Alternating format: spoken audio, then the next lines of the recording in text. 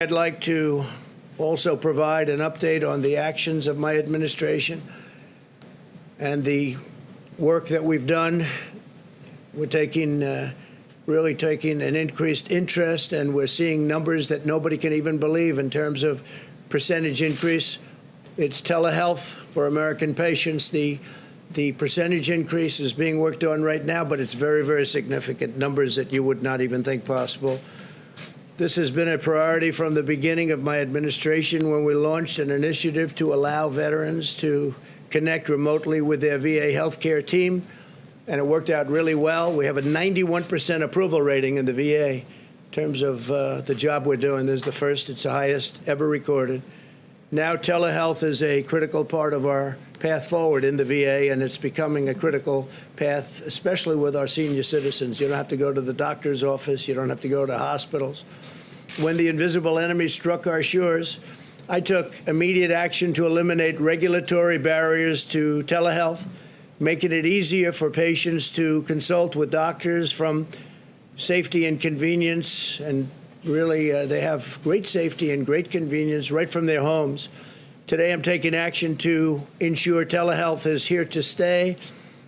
Moments ago in the Oval Office, I signed an executive order to make many of our regulatory reforms permanent. We've done some regulatory reforms that have had a tremendous impact on what we're doing, on medicine and medical and what we're doing. They can do things that you wouldn't believe that even a year ago, 2 years ago, would not have been doable. We're enshrining the right of American patients to meet with their medical providers in a way that is best for them and very, very convenient, and very talented people on the other side of the line, I have to tell you. The order builds upon a series of actions we've all taken to make telehealth available to all. We ensured that Medicare covers telehealth visits at no additional cost. That's no additional cost. And co-payments can be waived for telehealth services. We've vastly expanded coverage, allowing Medicare to cover more than 135 new services through telehealth, by the way, including physical therapy, emergency department visits, home visits, mental health counseling, substance abuse treatment, which is a very big priority. We brought the substance abuse, at least prior to the China plague, or whatever you want to call it, we brought it down very substantially. Pediatric critical care and much more. Thanks to our actions, an estimated $2 billion of additional funding will support Medicare patients receiving telehealth services. So a very, very big priority on telehealth. As part of the CARES Act, we secured $200 million to help healthcare providers and hospitals expand their telehealth, and they're all doing it. They're doing it gladly. Prior to the epidemic or the pandemic, whatever you want to say and how you want to refer to it, but prior to the pandemic, the telehealth was fine, but it wasn't anything raging. And I guess one of the only good things that we've gotten out of this whole horrible situation is telehealth has been incredible. And again, the increases are, many hundreds of times greater than it was before. Do you have a number? It's like 2,000% or something like that. It's an incredible increase. You'll get the number, but I think they have it now finally, and it's really an incredible. Thank you, Kayleigh. We work with the leaders of major health insurance companies to ensure coverage for the telehealth visits related to coronavirus. We cut red tape to allow many services to be conducted by phone rather than video, which is much simpler, providing a much easier option for many seniors in particular. 35% of the Medicare beneficiaries who receive telehealth services, or over 3.6 million seniors, did so over the phone. So you're talking about 3.6 million seniors. That's something. 10.1 million Medicare beneficiaries have accessed care through telehealth since the beginning of the pandemic.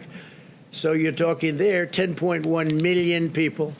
In April, over 43% of all Medicare primary care visits were done via telehealth, and compared to less than 0.1% in February. Those are part of the numbers that I think I'll have you get them. So this part you don't have to. You'll get the other section. Thank you. So think of that compared to less than 0.1%. 0.1%. That's an incredible number. So over 43% of all Medicare primary care visits were done via telehealth compared to, so you went from 0.1% to 43%. That's an incredible, it's an incredible number. The executive order I signed today will also expand healthcare access in rural America. We take care of rural America. It directs agencies to deploy strategic investments in our rural communications infrastructure. And we're working very hard with all of the people in government that are involved with the communications infrastructure so that the telehealth gets very quick and easy access. Additionally, revenue for rural providers varies significantly from month to month, making it difficult for many to stay in business. Many are having a very difficult time. To help fix this problem, my order will create a voluntary Medicare payment system that will give rural hospitals flexibility, really great flexibility, and a more consistent income stream to better serve their patients.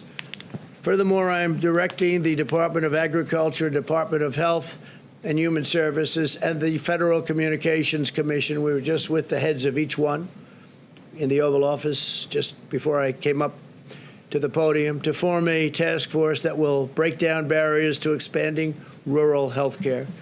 This order continues my administration's focus on rural health care. We allocated nearly $165 million through the CARES Act to support nearly 1,800 small rural hospitals who have done an incredible job, as well as $11.5 million to expand technical assistance for rural and underserved areas. We allocated another $10 billion to 2,000 rural hospitals and more than 2,400 rural health clinics.